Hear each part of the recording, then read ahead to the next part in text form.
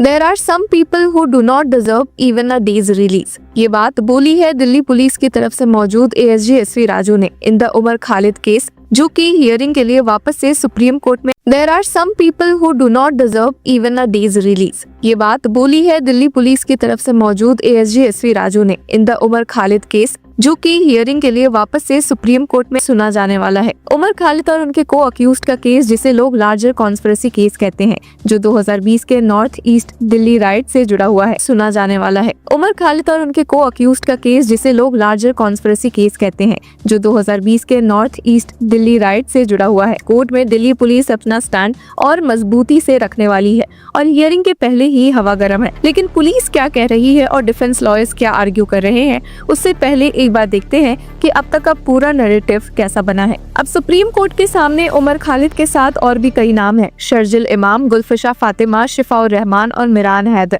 ये सब लोग अक्यूज्ड है उस लार्जर कॉन्स्पिरेसी में जो अलिजेडली फरवरी 2020 के दंगे से जुड़ी थी। कोर्ट में जब additional solicitor general SV Raju ने अपने आर्गुमेंट रखे तो उन्होंने कहा है कि there are some people who do not deserve even a day's release. अब स्टेटमेंट ने कोर्टरूम का मूड ही बदल दिया था। गवर्नमेंट का स्टैंड यानी कि क्लियर था कि ये कोई केस नॉर्मल प्रोटेस्ट का नहीं है, ये देश की इंटीग्रिटी को चैलेंज करने वाली कॉन्स्पिरेसी है। लेकिन डिफेंस के लॉयर्स जैसे कि सीनियर एडवोकेट्स कपिल सिब्बल, सलमान खुर्शीद और सिद्धार्थ अग्रवाल, उन्होंने भी इक्वली स्ट्रॉन्ग पिच रखा है। उनका कहना था कि ये केस पॉलिटिकली मोटिवेटेड है और अक्यूज्ड लोग अनफेयरली इम्प्रिजन किए गए हैं। उन्होंने कहा कि कोई सॉलिड एविडेंस नहीं है जो दिखाता हो कि किसी ने वायलेंस के लिए कॉल दिया था या कोई मीटिंग हुई थी जिसमें कॉन्स्पिरेसी प्लान की गई हो। बेसिकली उनका आर्गुमेंट ये था कि ये केस ज्यादा पॉलिटिक्स है, कम proof. Senior advocate Kapil Sibbal, जो उमर खालिद के बिहाफ में आर्ग्यू कर रहे हैं, उन्होंने क्लियर पॉइंट बना के दिया हुआ है कि there is no direct evidence against my client. उन्होंने बताया कि टोटल 751 एफआईआर फाइल हुई थी, लेकिन उमर सिर्फ एक में इंक्लूडेड थे, जिसे दिसंबर 2022 में उन्हें डिस्चार्ज भी कर दिया गया था। सीनियर एडवोकेट सिब्बल ने कहा कि he was not involved in any violent incidents और ये भी हाईलाइट किया कि अब तक 116 ट्रायल कंप्लीट हो चुके हैं, जिसमें से 97 लोग एक्विटेड हो गए। मेनी डॉक्यूमेंट्स प्रेजेंटेड वर फ्रॉडुलेंट।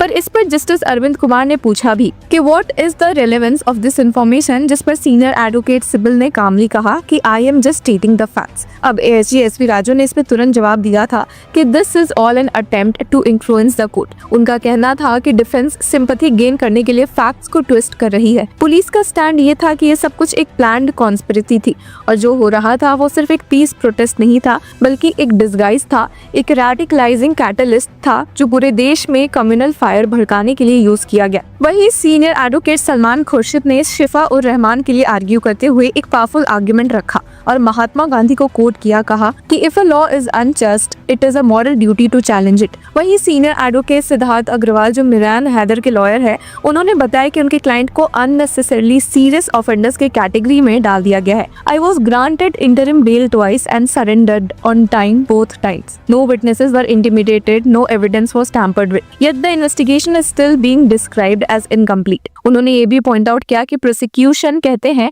कि टोटल एक्सपेंडिचर 16 मिलियन रुपीस का हुआ है, लेकिन उसमें सिर्फ एक छोटा फ्रैक्शन उनके क्लाइंट से रिलेट करता है। फिर भी वो 5 साल से जेल में है विदाउट अ कंप्लीट राय। और जब रिसेंटली दिल्ली पुलिस ने अक्टूबर 30 को सुप्रीम कोर्ट में अपना एफिडेविट फाइल किया था, तो उन्होंने पूरे केस को एक नए एंगल से प्रेजेंट किया। पुलिस ने कहा कि उमर खालिद और उनके को अक्यूज ने स्पॉन्सर्ड एंटी सीएए प्रोटेस्ट को एक कवर की तरह यूज किया एज अ रैडिकलाइजिंग कैटलिस्ट, जिससे देश भर में कम्युनल राइट्स को इंजीनियर किया जा सके।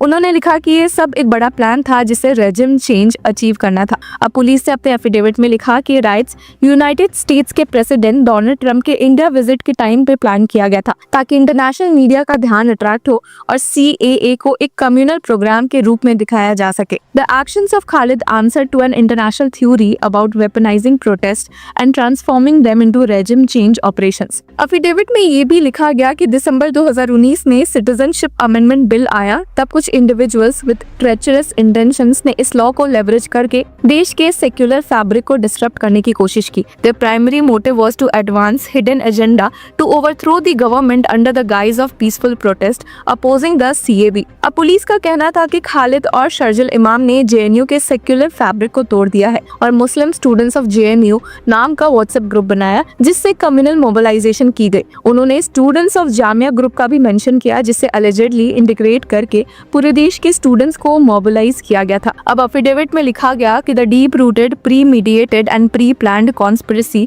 Hatched by the petitioners resulted in the death of 53 persons, large scale damage of public property leading to registration of 753 FIRs in Delhi alone. Police ने क्लेम किया कि कॉन्स्पिरेसी सिर्फ दिल्ली तक लिमिटेड नहीं थी बल्कि इसे दूसरे स्टेट्स उत्तर प्रदेश, केरला, असम, वेस्ट बंगाल, कर्नाटका और महाराष्ट्र में भी रेप्लिकेट करने की कोशिश हुई थी। डिफेंस ने ये भी कहा कि 900 से ज्यादा विटनेसेस है, पर पुलिस ने कहा कि ये मिसलीड करने वाली बात है। In the reasonable estimate of the respondent Delhi police there are only 100 to 150 witnesses which are material to prove the offence. Police का कहना है कि बाकी रेपिटेटिव या टेक्निकल विटनेसेस है। अब दिल्ली पुलिस ने ये भी याद दिलाया कि उमर खालिद ने पहले फरवरी 14 को अपनी बेल प्ली विड्रॉ कर ली थी और अब दोबारा फाइल करना एक तरीके से सक्सेसिव बेल एप्लीकेशन है जिससे फाइनल हो चुकी चीजों को रीओपन करने की कोशिश हो रही है। एफिडेविट में लिखा गया कि no liberty of bail can be granted to the petitioners for committing a heinous offence of the highest order attacking the very roots of integrity and sovereignty of the country. Police ने अपने affidavit में लिखा कि in offences which strike at the very root of the integrity of India UAPA offences jail and not bail is the rule. अब court room के बाहर activist और supporters का एक अलग नैरेटिव है। उनका कहना है कि ये केस एक मिसाल है कि कैसे डिसेंट और प्रोटेस्ट को क्रिमिनलाइज किया जा रहा है। 5 साल हो गए हैं उमर खालिद और दूसरे अक्यूज्ड को जेल में और लोग डिमांड कर रहे हैं फेयर ट्रायल एंड जस्टिस। ये केस सिर्फ एक लीगल बैटल नहीं है, ये एक रिफ्लेक्शन है उस टेंशन का जो इंडिया के डेमोक्रेसी के अंदर चल रहा है। प्रोटेस्ट और कॉन्स्पिरेसी के बीच का पतला सा लाइन, डिसेंट और देशद्रोह के बीच का कंफ्यूजन और जुडिशरी के सामने एक बड़ा सवाल, एविडेंस के बिना एक इंसान कितने साल जेल में रह सकता है। आज जब सुप्रीम कोर्ट ने सुनवाई वापस से शुरू की है तो हर तरफ एक ही बात चल रही है कि क्या उमर खालिद और बाकी अक्यूज्ड को फाइनली बेल मिल पाएगी या जेल नॉट बेल रूल फिर से प्रिवेल करेगा। कोर्ट के अंदर आर्ग्यूमेंट्स लीगल थे लेकिन उनके पीछे sentiments deeply political and emotional और देश भर में हर पॉलिटिकल डिस्कशन के बीच एक ही लाइन घूम रही है, is dissent still safe in India. जब ASG SV राजू ने कहा कि this case is based on factual evidence not sympathy तो डिफेंस ने इक्वली फोर्सफुली कहा peaceful protest can not be equated with conspiracy. दोनों साइड्स के बीच ये डिबेट अब सिर्फ कोर्ट रूम तक लिमिटेड नहीं है बल्कि पब्लिक कॉन्शियंस तक पहुंच चुकी है। जब ये हियरिंग दोबारा शुरू हुई तो सबके मन में एक ही सवाल था कि क्या जस्टिस सिस्टम फैक्ट्स के ऊपर खड़ा रहेगा या नैरेटिव्स के प्रेशर के नीचे झुकेगा। उमर खालिद के केस की कहानी अब एक लीगल प्रोसीडिंग से ज्यादा बन चुकी है। ये एक सिंबल है freedom of speech, democracy and protest के फ्यूचर का। तो व्यूअर्स, आपकी क्या राय है हमें कमेंट सेक्शन में जरूर बताएं और तब तक के लिए कीप फॉलोइंग लॉ चक्रा।